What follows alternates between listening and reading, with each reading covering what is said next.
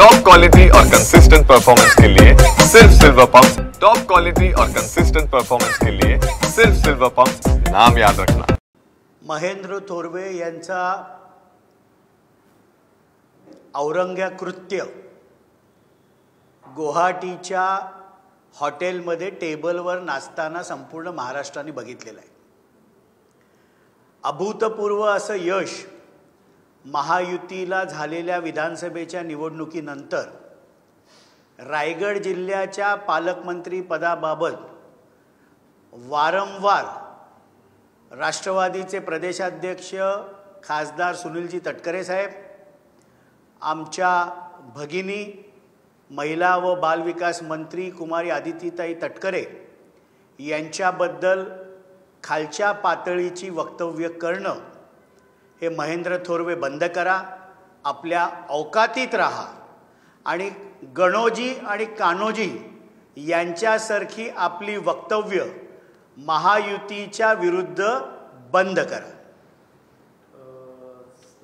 चुकीच्या पद्धतीने राजकारण केल्यास रायगड लोकसभा लढवण्याची तयारी देखील असल्याचा इशारा त्यांनी। लोकशाहीमध्ये कोणालाही कुठलीही निवडणूक लढण्याचा अधिकार आहे, पण राजकारणामध्ये ज्यावेळेला आपला जन्म देखील झाला नव्हता त्यावेळेपासून गेली 40 वर्ष खासदार माननीय सुनील तटकरे साहेब हे रायगडच्या राजकारणात आणि समाजकारणामध्ये काम करत आहेत।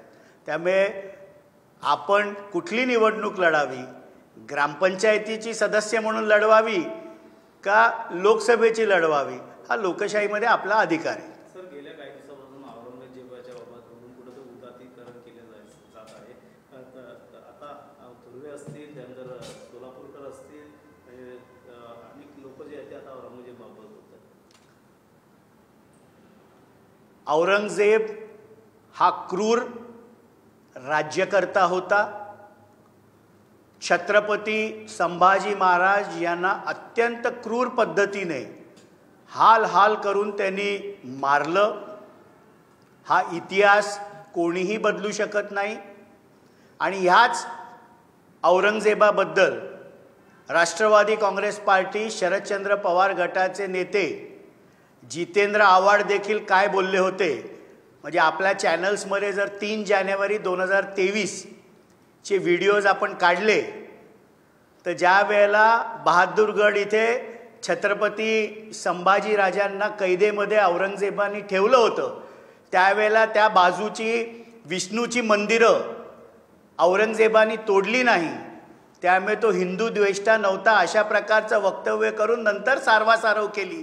हा व्हिडिओ देखील मीडियाकडे आहे आणि काल महाराष्ट्र राज्याचे मुख्यमंत्री माननीय देवेंद्रजी फडणवीस साहेबांनी सभागृहामध्ये विधान परिषदेमध्ये वक्तव्य केलं की सिलेक्टिव्ह क्रिटिसिझम करू नका, निषेध करायचा असेल तर डॉक्टर जितेंद्र आव्हाडांचा देखील करा।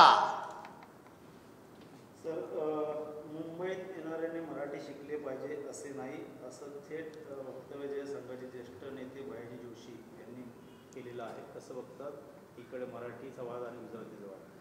मी त्यांचं वक्तव्य पाहिलं नाही, पण घाटकोपर मुंबईत येते।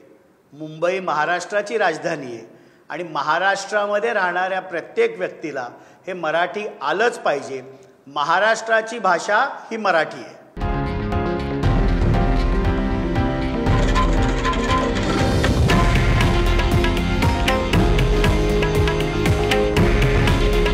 हे आहे देशातील नंबर 1 न्यूज नेटवर्क आणि आपण पाहत आहात TV9 मराठी।